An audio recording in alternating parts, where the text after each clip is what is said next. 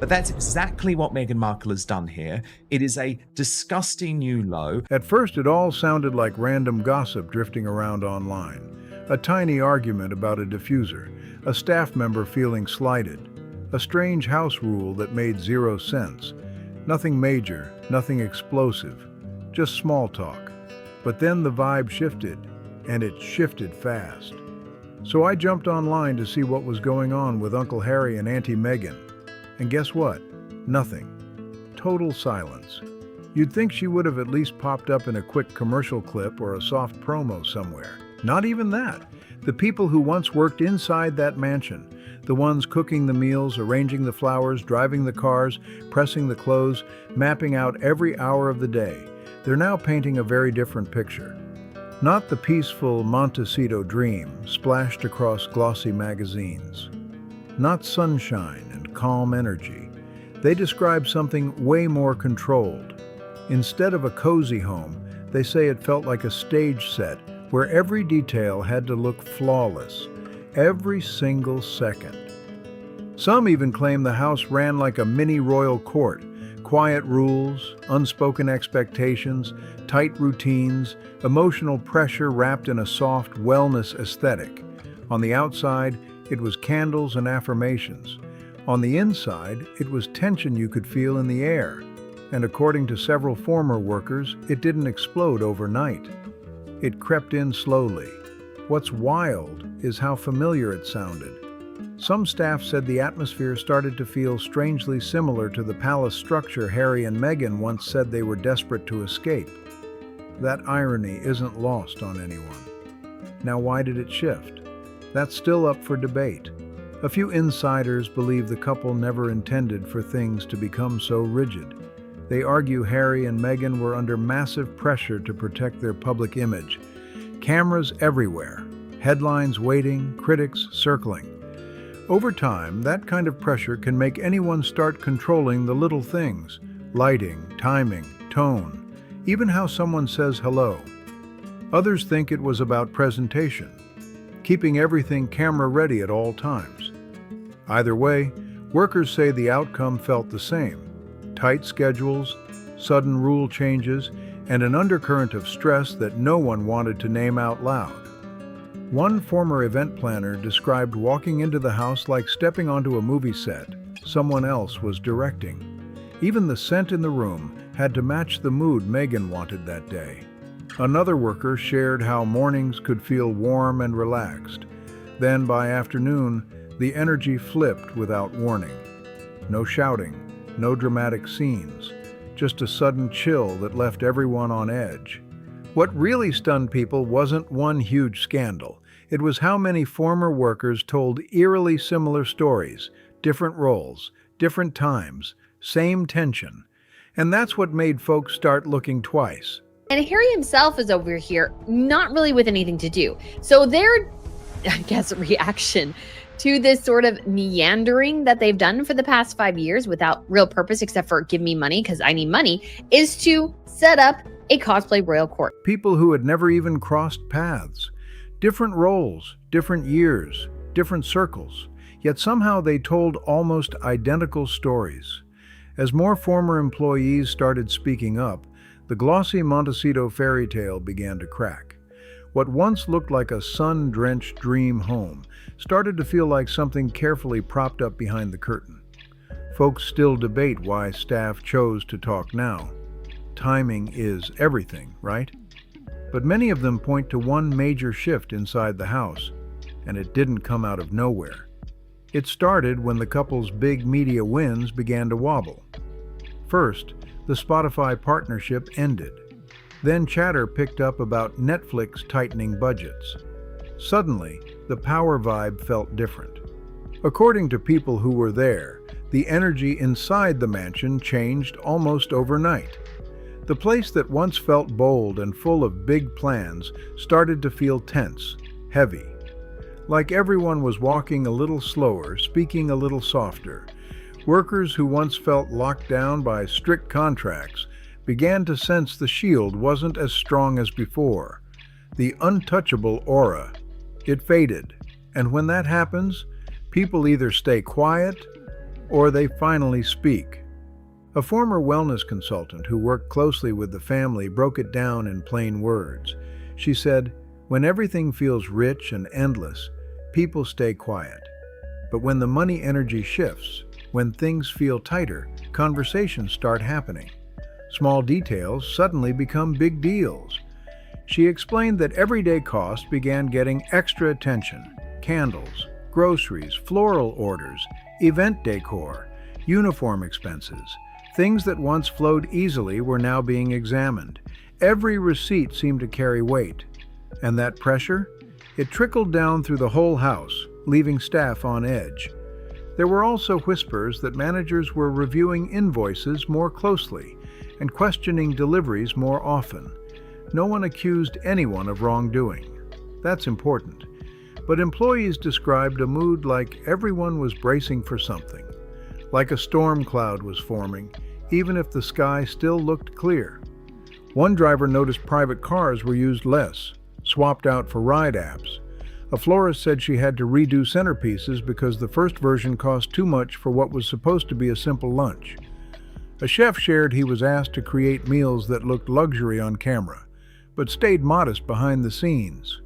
To outsiders, those tweaks might seem minor, but inside that house, they felt symbolic, like the shine was still there, just polished a little thinner. Workers say it revealed a quiet tug-of-war inside the mansion, keeping the image rich and flawless while privately managing real budget limits. On the surface, everything still looked high-end. Soft lighting, elegant plates, calming scents floating through the halls, perfect styling in every corner.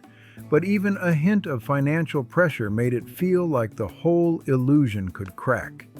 This was a house built on wellness branding: serenity, balance, control. So when stress crept in, it didn't just sit there quietly. Staff say you could feel it shift the air, and it wasn't only about money. Several former workers described the emotional tone changing just as fast. The mood of the day could flip depending on headlines, public criticism, or even one tiny detail out of place. Right before filming sessions, one nanny said she learned to read the atmosphere by the scent coming from the diffusers. If it smelled like lavender or something soft, she knew the house was aiming for calm. But if citrus or something sharp filled the room, she braced herself. That was her signal things might get tense. No one announced it. You just felt it. What really caught people off guard wasn't the structure or the mood swings. It was the isolation. One housekeeper explained the mansion started to feel sealed off from the world, closed, quiet in a way that wasn't peaceful. She said the couple seemed locked inside the image they were constantly trying to present. It didn't feel like a home anymore, she shared. It felt like a stage, and we were keeping the stage lights on. That line stuck with people. As staff began talking privately in group chats, something clicked.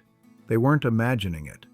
Others felt the same tightness in their chest, the same confusion, the same pressure to read invisible signals and adjust instantly. Realizing they weren't alone changed everything.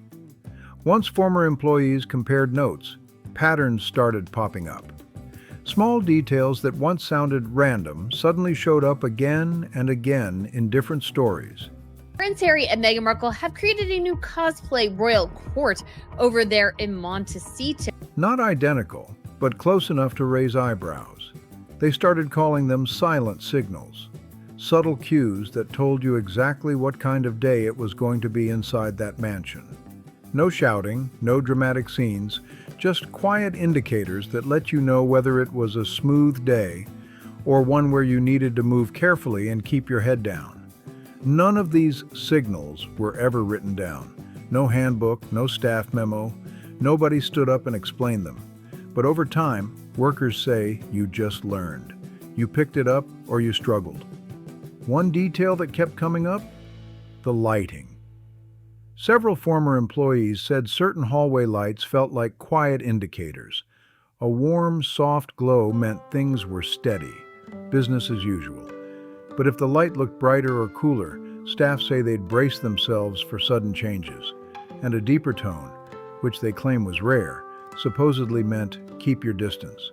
Privacy needed, space required, no questions asked. Some believe the lighting was simply part of the mansion's design, nothing more. Others think it slowly became an unspoken system the staff relied on to avoid awkward moments. No one confirmed it, no one denied it, but people adjusted anyway. Then there were the scents. Workers say the diffusers around the house changed often, depending on the mood Meghan wanted to set. Calm day, softer blends, filming day, the fragrance had to match the energy of the scene. One assistant shared she once woke up at sunrise to a message telling her to replace every diffuser before guests arrived, every single one. Another staff member said she memorized a full list of scent preferences because using the wrong aroma at the wrong time could mean resetting an entire room. Imagine redoing a whole setup over one fragrance choice. That's pressure. To outsiders, this might sound small, petty even, but to the people clocking in every day, it felt like constant evaluation. A florist said she rebuilt a flower arrangement 3 times because the feel didn't align with the tone of the afternoon. Not the color, not the size, the feel. That's a subtle target to hit. A catering worker claimed she could sense when criticism might be coming based on the music volume. If the playlist suddenly lowered, she prepared for a shift. A driver admitted he avoided certain hallways, depending on the lighting cues, even if it meant taking longer routes through the property. He confessed it might have been superstition, but said it helped him stay out of tense situations. Whether these patterns were intentional rules or simply coping habits staff developed, the effect was the same. People say they operated in a steady state of alertness. Former employees describe it as living inside someone else's emotional weather forecast. One small misstep could feel massive. One tiny mistake could change the tone of the whole day. Now, some argue this kind of structure is normal in high-profile celebrity homes. When cameras are involved and public image matters, details count. That's fair. But others believe the intensity described went beyond the usual expectations. What really grabbed attention wasn't the lighting or the candles. It was the emotional atmosphere underneath it all. A gardener said he once walked into a room and felt the temperature drop, not physically but emotionally. He compared it to stepping onto a film set right after someone yelled, "Cut." That awkward pause, that strange silence. Another worker said she constantly felt like she was interrupting, even when she was doing exactly what she'd been instructed to do. And here's the twist. Many former staff made it clear they didn't personally dislike the couple. They said they still respected their charity efforts and public causes. No bitterness, no personal attacks. What drained them was the unpredictability, the sense that every day brought a fresh rulebook. Pseudo-royal court over there in Montecito. As more people began speaking privately, the puzzle pieces started lining up. What once sounded like isolated complaints began to resemble a pattern. Different departments, different timelines, similar emotional themes. And once that pattern became visible, it was hard for people watching from the outside to ignore it. As more stories slipped out, another pattern started forming. Former staff began talking about what they called escalation moments, not screaming matches, not plates flying across rooms, nothing that dramatic. It was smaller than that, but somehow heavier. Workers say these moments usually started with something tiny, a glass placed slightly off-center, a reminder going off at the wrong time, a light adjusted one shade too bright. On paper, it sounds harmless, but they claim the mood of the entire house could tighten in seconds. No raised voices, no chaos, just a shift so sharp you could feel it in your chest. One assistant shared a moment she says she'll never forget. Meghan was in the middle of a virtual meeting, calm, polished, smiling for the camera. A staff member quietly stepped in to adjust something behind the computer. Totally routine, no drama. But when the call ended, Meghan closed the laptop and spoke softly to the worker. The assistant described the tone as controlled, not loud, but precise enough that the worker packed up and left within minutes. No shouting, no scene, just quiet finality. The assistant never confirmed whether the person quit or was asked to leave, but she said the energy in the house felt shaken for days. People moved carefully, conversations got shorter, everyone seemed hyper-aware. Another former employee described a night after a major TV appearance. The outfits worn earlier were suddenly labeled "not on brand." That meant the entire wardrobe had to be redone before sunrise. Racks reorganized, colors adjusted, new combinations styled, hours of steaming and rearranging, all while prepping early breakfast and setting up the meditation space. The worker made one thing clear. The workload wasn't the real issue. It was the rule switch. The feeling that expectations could flip halfway through the day without warning. These stories don't paint scenes of cruelty. They describe unpredictability.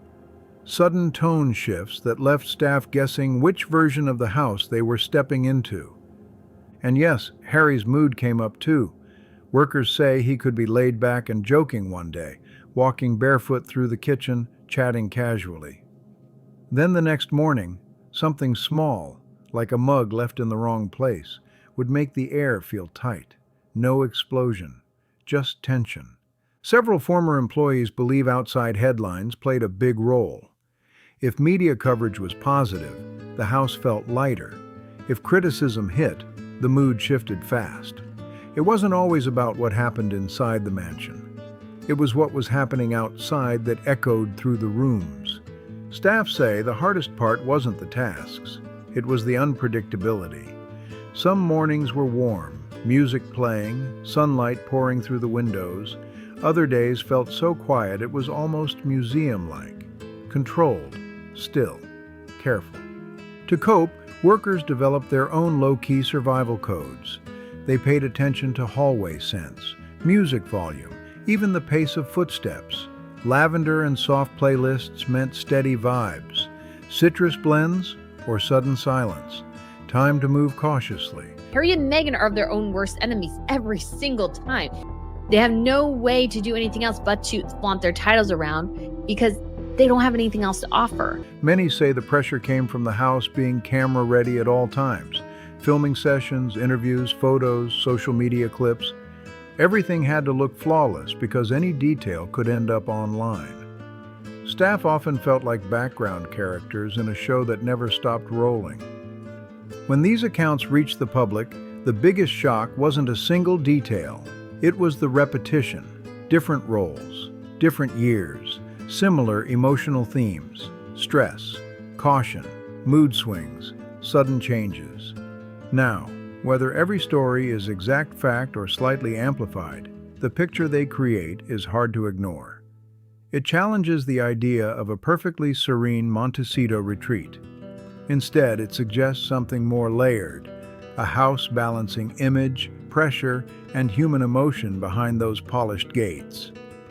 As more former staff members stepped forward, quietly, carefully, often anonymously, the public started paying attention in a whole new way. This wasn't about crime or scandal. It wasn't about wild accusations.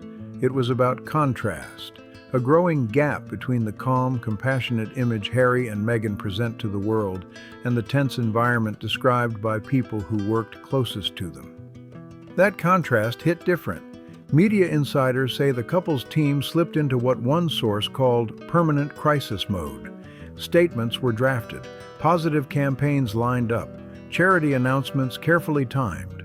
But just when they were ready to release something polished, another staff story would pop up online, and boom, plans paused again. Public relations experts say this kind of turbulence happens in celebrity circles all the time. That's fair. But in this case, the steady drip of leaks made it feel unstable, like trying to walk across shifting sand while carrying a glass of water. Every time the team tried to regain control of the narrative, something new tipped the balance. Former communications workers who once handled the couple's image said planning became almost impossible. Charity visits were quietly delayed. Community events were rescheduled. Even simple wellness posts, the kind with soft captions and filtered sunlight, were drafted and then scrapped. One former team member put it bluntly. She said the real fear wasn't negative comments. It was losing control of the storyline. "We were always waiting for the next shake," she explained. "It felt like planning outdoor events in the middle of earthquake season." That line stuck with people. The ripple effect spread further than expected. A children's charity that had proudly featured Harry and Meghan reportedly paused a holiday collaboration, concerned unrelated drama might overshadow their mission. A wellness magazine that once showed interest in Meghan pressed pause on a photo shoot after editors realized it would spotlight the exact lifestyle details former staff were discussing. They worried the images could invite scrutiny instead of praise. Even neighbors in Montecito started noticing subtle changes. Residents reportedly mentioned more drones hovering, more reporters parked nearby, more staff turnover than usual. One longtime neighbor wrote in a private community group, "The house looks calm from the outside, but something feels like it's shaking inside." That comment spread quickly. As speculation grew, a bigger question started floating around. Is this the start of a long, difficult chapter, or just another wave they'll ride out? Some insiders believe the couple will weather it by staying quiet and gradually reshaping their public image. Slow rebuild, controlled moves, less noise.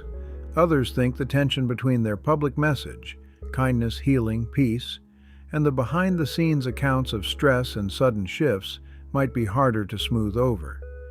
Not impossible, but complicated. Former staff, for their part, insist this wasn't about revenge. Many said they still respected the couple's charity efforts and public causes.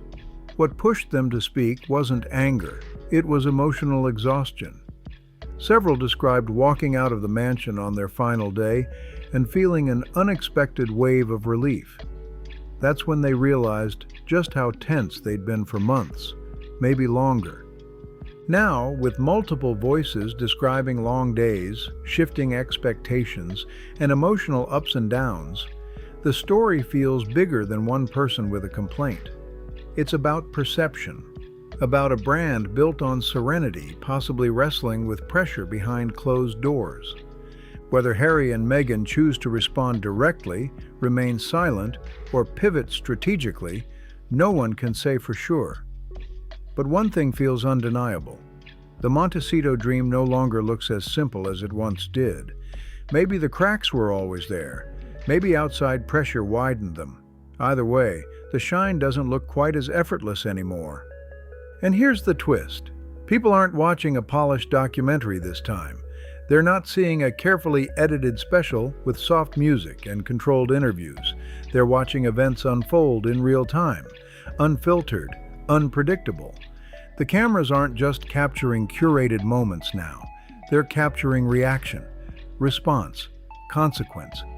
And that's why this story doesn't feel finished. It feels like the middle of something bigger. The world is watching, not for spectacle, not for chaos, but to see which direction the narrative turns next. Because when image and reality start drifting apart, the spotlight only gets brighter.